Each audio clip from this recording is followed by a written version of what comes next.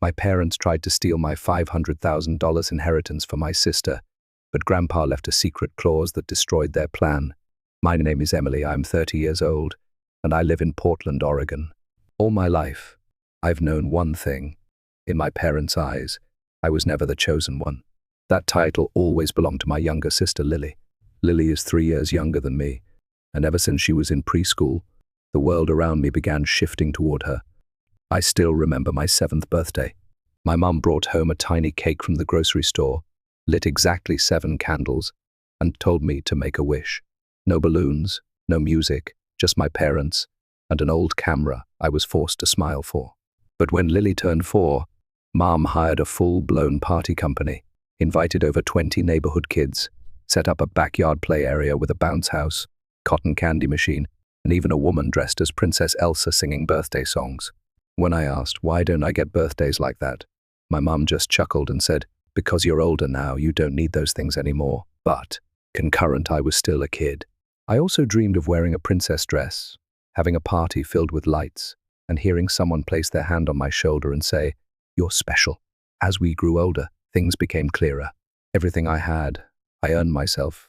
Lily, she just had to ask. I saved nearly a year's worth of allowance to buy the rollerblades I dreamed of. But the moment Lily saw them and started crying, my parents drove to the sporting goods store and bought her a pair that cost twice as much. When I protested, Mom said, you're the older sister, you should give in.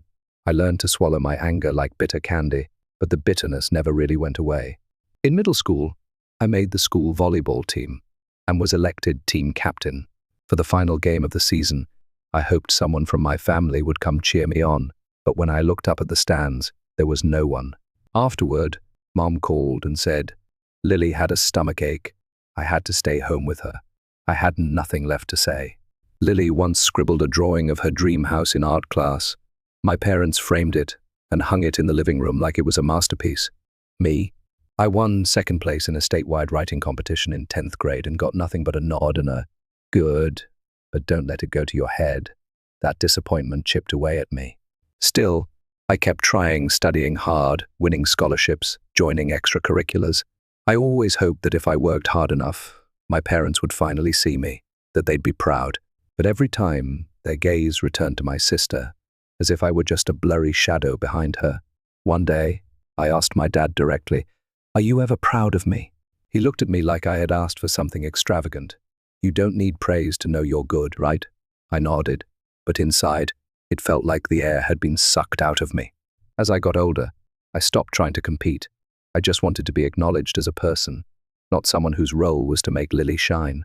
I entered high school with one goal, to be so good no one could ignore me. I joined the debate team, the school newspaper, and the STEM research group for gifted students.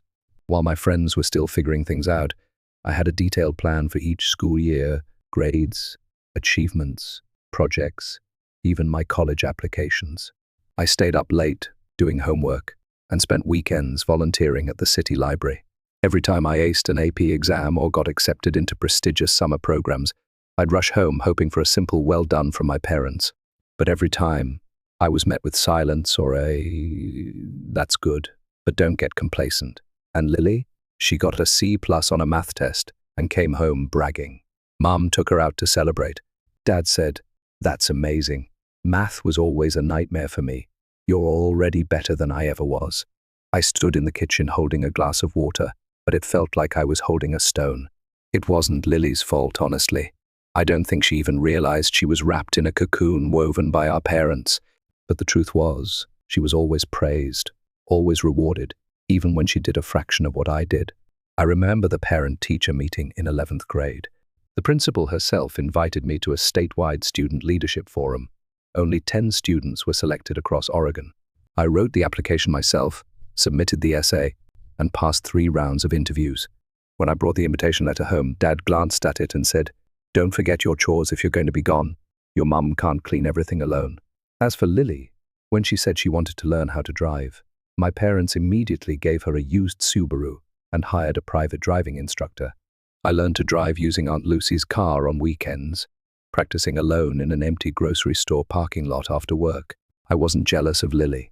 I was jealous of what it felt like to be believed in, to be anticipated, to be someone's pride. a feeling I only knew from books and movies. I received a full scholarship to Clarkford University, an elite school with an acceptance rate below 10%. I came home holding the acceptance letter, heart pounding with joy, but when I handed it to my mum, she said, "Clarkford? That's far. Are you sure you can handle the pressure?" Then she turned and walked into Lily's room without another word. I stood there, as if someone had just cut the last thread tying me to my family, not because she doubted me, but because she didn't even want to believe I could achieve something worthwhile. That spring break, Lily wanted to go to New York with her friends. My parents didn't hesitate to pay, and even bought her a new camera to capture her youth. Me? I asked for money for a plane ticket to attend an international scholarship interview in San Francisco. Mum shook her head and said, "You should learn to save. You already got a scholarship and still want more." So I went alone, using money I earned from my cafe job and selling things on eBay. I sat on the plane looking out the window, tears falling not from loneliness, but because I finally understood, no matter how hard I tried, in my parents' hearts, that place would always belong to Lily. I entered college like someone stepping out of the dark, still squinting at the light. While my classmates had parents helping them move in, I quietly carried 2 suitcases onto the first bus to the Clarkford campus. No one saw me off, no good luck hug, no one watching from behind. I was used to that, but this time the emptiness wasn't so easy to swallow. The more I tried to stand tall, the more I realized a growing hole inside me, something achievements and busyness couldn't fill. I developed chronic insomnia, often staying up until morning. Sometimes I'd sit staring at a blank essay for hours without typing a single word. I didn't tell anyone because I believed if I showed weakness, no one would be there to help me up. Everything truly collapsed when I fainted in my sophomore finance class. The doctor said it was a nervous breakdown caused by prolonged stress. That's when the school required me to meet with a counselor. During the first session, I sat silently for 15 minutes. Then the counselor gently asked, "Emily, do you feel like you're straining just to be seen?" I broke down in tears. I couldn't hold it back anymore. Those therapy sessions pulled me out of the fog. I began to understand that emotional neglect from family wasn't my fault, that what I experienced was real harm, not me being too sensitive like Mom always said. After 2 years, I learned to rebuild my self-worth from those shattered pieces.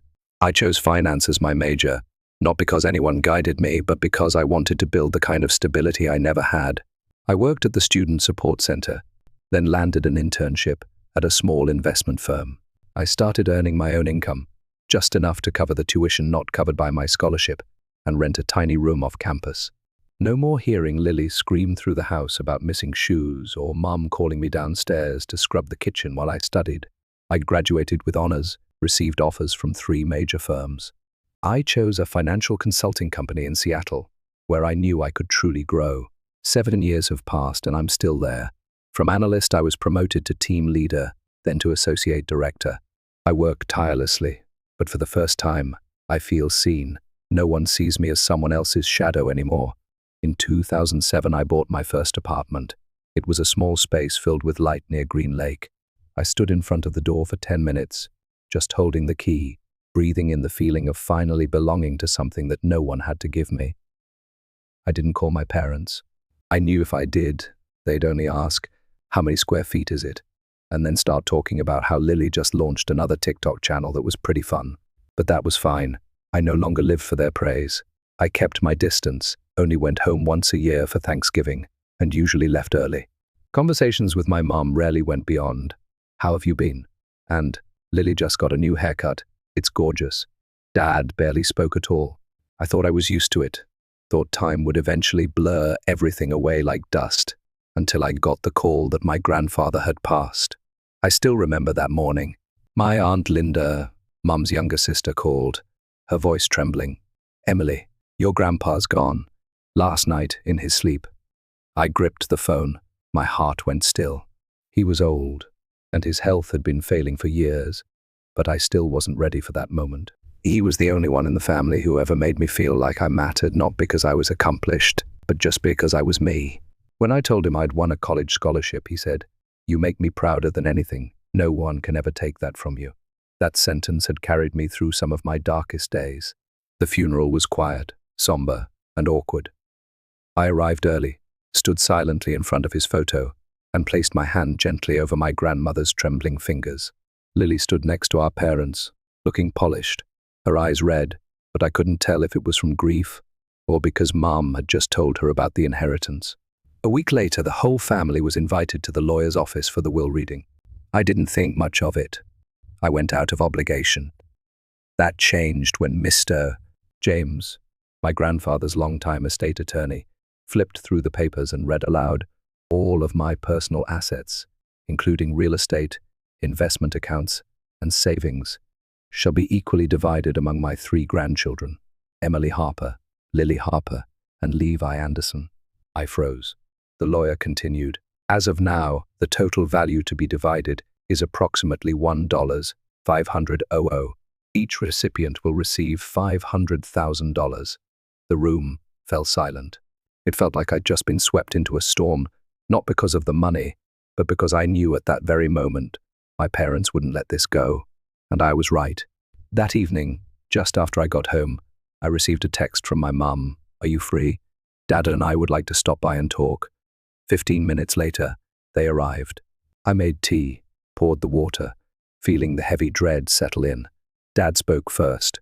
"Emily, your mom and I think it would be fairer if you gave your share to Lily. She's going through a rough time. She's only working part-time at the bakery, and she just broke up with her boyfriend. We know you'll understand." I was stunned. I looked at my mum. She didn't meet my eyes, just fiddled with her purse strap. "You're doing fine. You have a good job, your own place, a car. She has nothing." I clenched my jaw. My words came out like stones dropped into water. "But that's Grandpa's money. He chose to divide it equally. I didn't ask for it." Mum looked up, her expression now heavy with disappointment. "You're being selfish, Emily. If he knew Lily's situation, I'm sure he would have wanted you to share." I stood up. My voice trembled. If Grandpa wanted Lily to have everything, he would have said so. This was his decision, not mine, not yours. Dad slammed his hand on the table. "Do you not remember who raised you, who fed you, paid for your school supplies, took you to the orthodontist, and now you want to take everything and leave your sister behind?" I was speechless. Everything I'd ever taken pride in my independence was suddenly twisted into a debt I never agreed to. Did you forget who worked since age 16, who paid tuition after the scholarship ran out, who took out credit to buy her first laptop, while Lily got a brand new MacBook as a gift? Silence. Dad took a deep breath, then said coldly, "If you keep that money, don't expect to ever set foot in this house again." I let out a soft, joyless laugh. Then I said, quiet but clear, "Maybe it's time I stopped trying to." They left shortly after, leaving my nearly paid-off apartment filled with the scent of cold tea and the echo of accusations. I sat alone. Something in me broke, but something else was set free.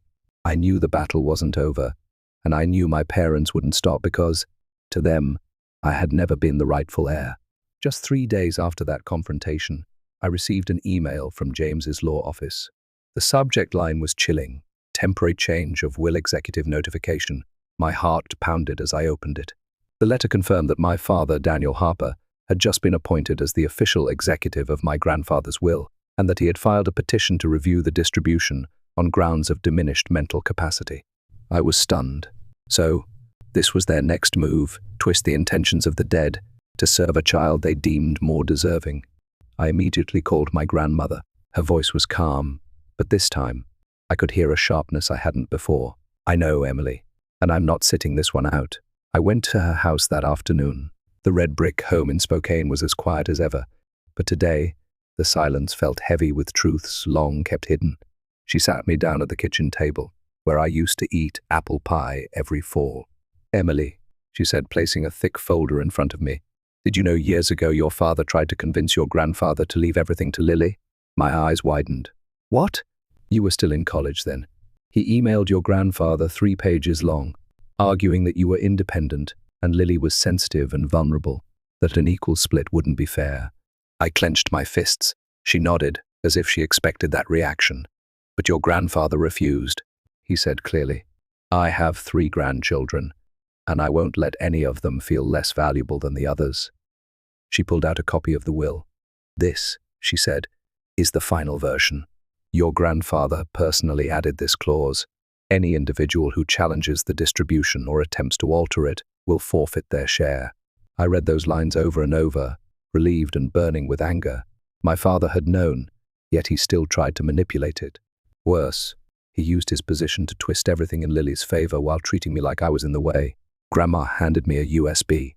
This has the audio recording from the will amendment meeting, his original notes, and signatures. If needed, give it to the lawyer. I held her hand tightly. I won't let them undo his wishes. She placed her hand on my shoulder. I've always known, if anyone in this family would stand up for what's right, it's you. The following week felt like a battlefield. My father emailed extended family, claiming he had evidence that Grandpa was confused when drafting the will. My mom hinted indirectly on the family Facebook group that I was ungrateful, clinging to every penny and breaking the family apart. I said nothing, but I was no longer afraid. I forwarded all the documents Grandma had given me to Mr. James, along with a formal request to review my father's role based on the will's dispute clause. The result came faster than I expected. The following week, Mr. James called an emergency meeting with all parties involved. In the cold, brightly lit conference room, he announced, after thorough review of the evidence, including original audio and witness statements, we find no basis for claims of diminished capacity. Furthermore, under Clause 7, Daniel Harper is hereby removed from his role as executive. My father's face turned pale. My mother stared at him in disbelief. And me? I didn't say a word. I just looked toward my grandmother at the end of the table, and she nodded. I knew then, even if I wasn't the daughter they chose to cherish, I was the one Grandpa trusted to protect what was right. After that defining meeting, my grandmother, Eleanor, was no longer the quiet woman in the background. She became the one leading the charge, the shield I didn't know I needed, until she stood up for justice, for truth, and for me. She didn't just bring the recording and the will. She reached out to my grandfather's two sons, Uncle Thomas and Uncle Mark, who had kept their distance from my father for years due to past disagreements about money and values. When they learned he had tried to reinterpret the will to cut me out, they were livid. Daniel doesn't have that right, Uncle Thomas said during a private meeting with Eleanor and Mr. James. He signed that will. How can he now pretend it means nothing? Eleanor replied, firm but calm, because he never saw anyone but Lily as worthy, not because she needed more, but because, in his mind, Emily never belonged. I sat beside her, listening. Every word cut deep, but I didn't cry, not anymore. I'd learned to face the truth without letting it swallow me. Mr. James concluded that, with the support of the remaining heirs and overwhelming evidence of attempted manipulation, the will's execution would be handed over to a neutral third-party attorney outside the family. By the following week, everything was finalized. My father was completely removed from all authority. No one could change the distribution. No one could rewrite Grandpa's wishes. A few days later, I got a call from the bank. The first transfer, $500,000, had been confirmed. I sat frozen on my kitchen chair. The early summer sunlight streamed through the window, lighting up the edge of my scratched oak table. I touched the phone screen, the numbers glowing clearly. It wasn't that I didn't believe it. It was that I'd never thought I could keep something that belonged to me without having to earn it through obedience. That very afternoon, I drove to Grandma Eleanor's house. When she opened the door, I hugged her tightly without saying a word. She didn't ask anything. She just held me close, as if to say, your grandpa saw everything, Emily, and he's proud. That night, she made the spaghetti Grandpa used to love. She turned on his old cassette player, letting the soft jazz he adored fill the room, and for the first time in years, I ate without holding myself together because I was allowed to let go. After dinner, she took me upstairs. Grandpa's office remained untouched. On the bookshelf, she pulled out a wooden box filled with papers, letters, and a small leather notebook. Your grandpa kept track of everything you accomplished, she said. You didn't see it, but he followed your every step. Here's the first article you wrote for the school paper. Here's your Clarkford scholarship letter. And this is your graduation photo. I flipped through the pages, my hands trembling slightly. She looked at me, eyes full of sadness and pride. Emily, your grandpa didn't split things equally out of obligation. He did it because he believed you deserved a fresh start without carrying the weight of injustice. When I left that red brick house, I knew I hadn't just reclaimed an inheritance. I had reclaimed my voice, and that meant more than any check ever could. But the story didn't end there, because the very next night, Lily called me. Her voice was shaking, like it was about to break. "Emily, I don't know who to trust anymore. Mum and Dad want me to do something I don't want to do." I stayed silent, heart racing. I knew those words were a doorway, one that led to a truth I hadn't yet heard, and I had to brace for the next storm. That call from Lily was the first stone dropped into a still lake. Ripples followed fast. Less than 2 days later, I got a text from my mother. "What did you say to Lily to turn her against us? Are you happy now?" I didn't reply, but from that moment on, the lines were clear. I had become the enemy not because I chose to be, but because they had pushed me there. A week later, I was removed from the family Facebook group. No warning, no one spoke to me, no one asked if I was okay. They simply erased me, as if I'd never existed. Then came the rumors. A former classmate of Lily's messaged me. "Hey, did you really force your grandpa to rewrite his will? People are saying you pressured him by making constant demands." I was stunned, not by the accusation, but by knowing exactly where it came from. My mother, the one who once said family is everything, had now become the source of the cruelest stories about me, spreading like wildfire through tea circles, church groups, and whispered texts behind my back. And it didn't stop there. My father sent an email to my lawyer, stating that the family no longer considers Emily a moral representative and that all assets should be re-evaluated to protect the Harper family's core values. My lawyer replied with a single line, "We'll let the law decide who's defending what's right." Whatever was left of our family fell apart completely. I wasn't invited to Grandma's birthday. A cousin unfollowed me on Instagram, and the uncle I was closest to texted, "Emily, your aunt is heartbroken. Are you sure this is what your grandpa would have wanted?" I didn't answer, because there's nothing left to explain when the truth's been twisted so badly no one wants to see it. I started avoiding gatherings. I skipped Easter, spent the 4th of July in my apartment watching fireworks through the window. Those quiet nights became the space where I stitched myself back together, little by little. I no longer waited for a phone call, no longer hoped for a text from Mom asking if I was okay. But then Lily called again, this time after 10:00 p.m. Outside, everything was dark. "Emily, Mom told everyone you manipulated Grandpa, that you threatened to leave the family if you didn't get more. I know it's not true, but I'm scared. If I speak up, she'll never forgive me." Her voice trembled, and I realized Lily was a victim too, just from the other side of control. "Have you ever thought," I said softly, "that a family that only loves you when you stay quiet might not be love at all?" Lily was quiet. After a long pause, she said, "I'm trying, but they make me feel like I'm doing something wrong just because I started thinking differently." I didn't blame her, not anymore. I understood now. Some people have to go very far and hurt very deeply before they can see the place they've escaped from. But my parents showed no signs of stopping. I heard that Dad was threatening to sell the ancestral home in Spokane, saying, "Emily betrayed the roots of this family and doesn't deserve to hold on to any memories." I said nothing, but Grandma did. She called me after a private family meeting I hadn't been invited to. Her voice was calm but firm. "Emily, you're not alone. Don't let them make you bow your head just for having self-respect." And in that moment, I realized true family isn't who shares your last name. It's who's willing to stand in the crowd and say, "I believe her." But it still wasn't over, because a few weeks later, I got a letter not from my parents but from the tax office. They were investigating suspicious assets filed under Lily's name. One of the transfers traced back to an old account that had belonged to my dad, right during the week my grandfather died. I set the letter down. My chest felt cold. This wasn't just emotional anymore. This was something bigger and darker unfolding behind the curtain called family. I didn't think Lily would ever show up at my door again, especially after everything. But on a Saturday afternoon at the end of the month, as I was cleaning the kitchen and the radio played one of Grandpa's old jazz favorites, the doorbell rang. I opened the door. She was standing there, no makeup, no fancy clothes. Just Lily, plain, tired, and red-eyed. I stepped aside to let her in without a word.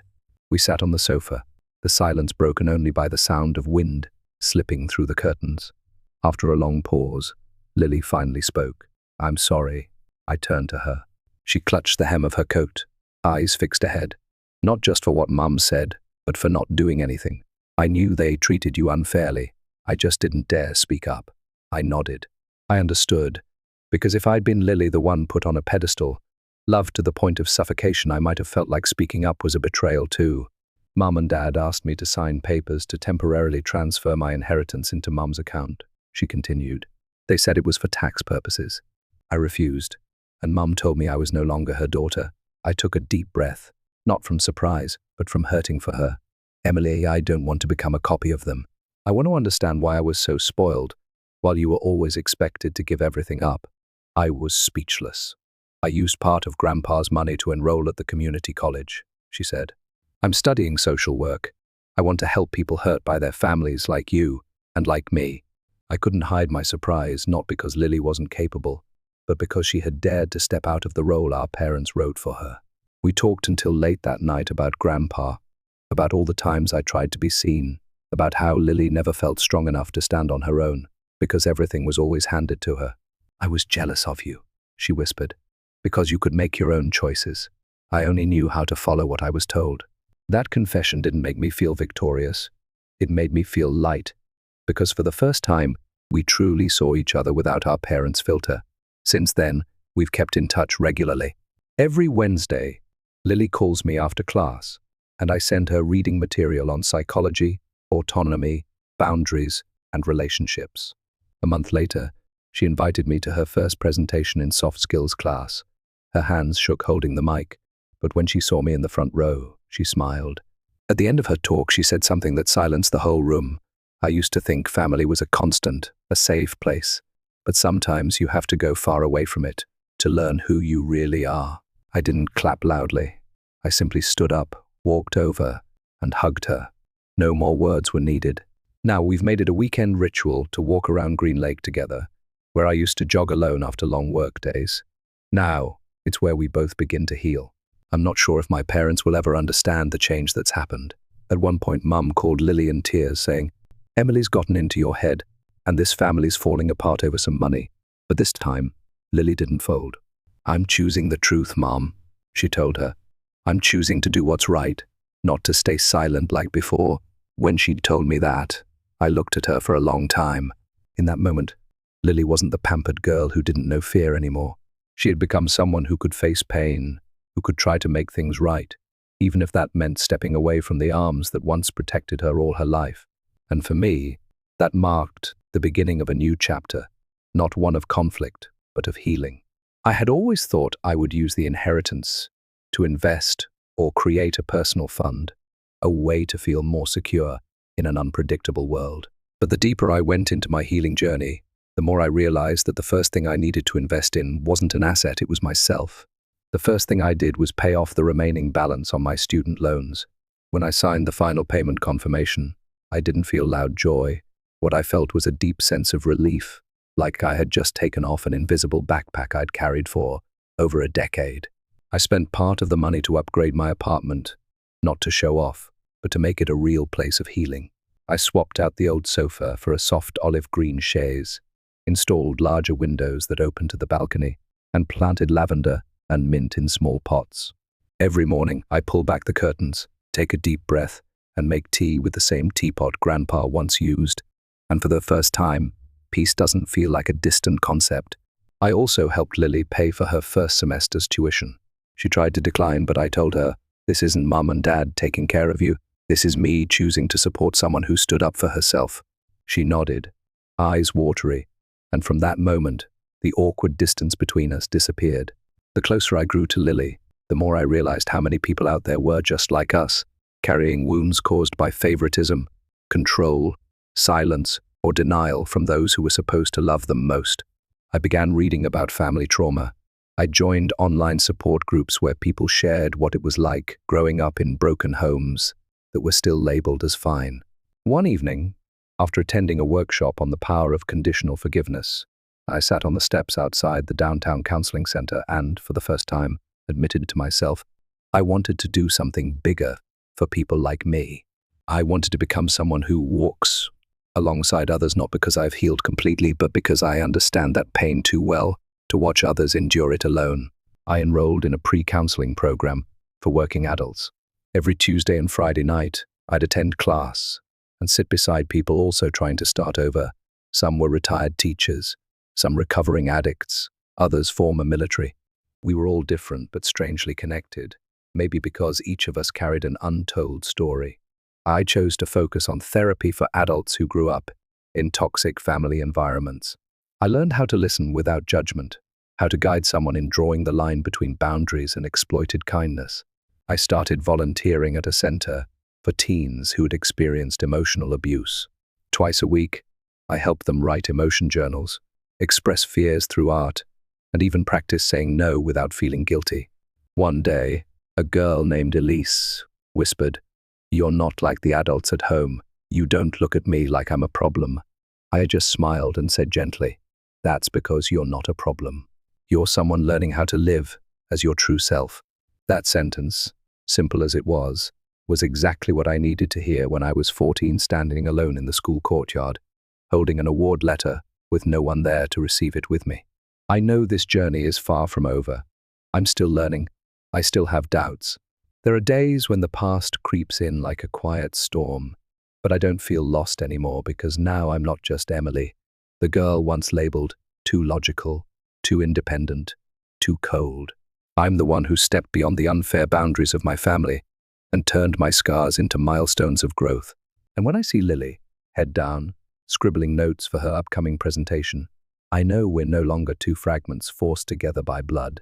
We are two people who chose each other with understanding, compassion, and a kind of sisterhood rebuilt from the rubble. It's been almost a year since I received my grandfather's inheritance, but the most valuable thing I inherited wasn't the $500,000. It was freedom. I've learned how to say no without explanation.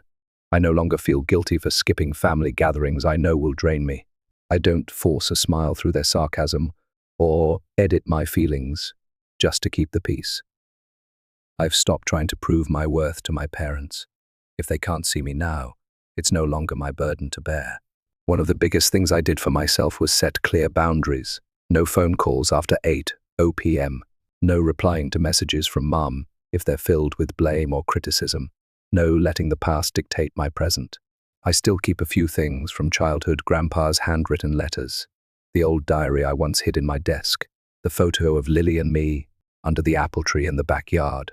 But now I see them as slices of memory, not open wounds. Lily and I are continuing on our own journeys, sometimes together, sometimes apart, but always respecting each other's choices. She's still studying and was just accepted into a transfer program at the state university. When I asked if she was sure about her major, Lily smiled and said, "No one ever taught me to live for myself like you did. Now I want to teach others the same." We had a small spring picnic at Lincoln Park, just the two of us, some simple food, and a speaker playing Grandpa's favorite jazz tunes. As the sunset lit up her face, I realized some things we think are broken forever can be put back together if we're brave enough. I started building my own project, a support group for adults who grew up in families shaped by control, favoritism, or emotional neglect. I called it New Arms, not just a place for healing, but a place to redefine what family can mean. The project has been slow but steady. We hold small weekend sessions, invite guest therapists, and create safe spaces for people who've never had the chance to be heard. A woman in her 40s once cried, sharing how her mother always compared her to her sister. A college student admitted he'd never pursued his dream major because his dad said it was useless. I listened to every story, and each one reminded me of my own. I also began offering one-on-one sessions once a week with a limited number of clients. I wasn't chasing numbers, I just wanted to do it right and enough. Grandma remains my quiet companion. She came to the opening of New Arms and gave me Grandpa's old scarf from his final years. "To remind you," she said, "that no matter how far you go, kindness and fairness should always start from family, or from those we choose to call family." I hugged her for a long time. She didn't need to say much. Her presence was the kind of support I once wished for from my mother, and now I have it, just in a different way. My parents still keep their distance. I don't blame them anymore. Maybe the only thing I hope from them now is acceptance. And if they can't give that, I'll still be okay because I no longer live in the shadows, waiting for someone to flip the switch. I've built my own light. Now, I wake up every morning without that heaviness in my chest. I drink coffee, watch the sunlight spill across the curtains, open emails from strangers waiting to be heard, and I know that my journey, even though it began in pain, has led me somewhere entirely different, somewhere I don't need anyone's permission to be happy. I don't know exactly what the future holds, but I know one thing for sure. The old cycle ends with me, and this new chapter, I'm the one writing it. Emily's story is a reminder that sometimes family isn't where we're loved unconditionally. It's where we have to learn how to heal and define our worth ourselves. By stepping out of favoritism, setting boundaries, and building her life on her own terms, Emily broke a toxic cycle passed down through generations. What matters most is not the family we're born into, but the way we choose to live with honesty and kindness for those who deserve it.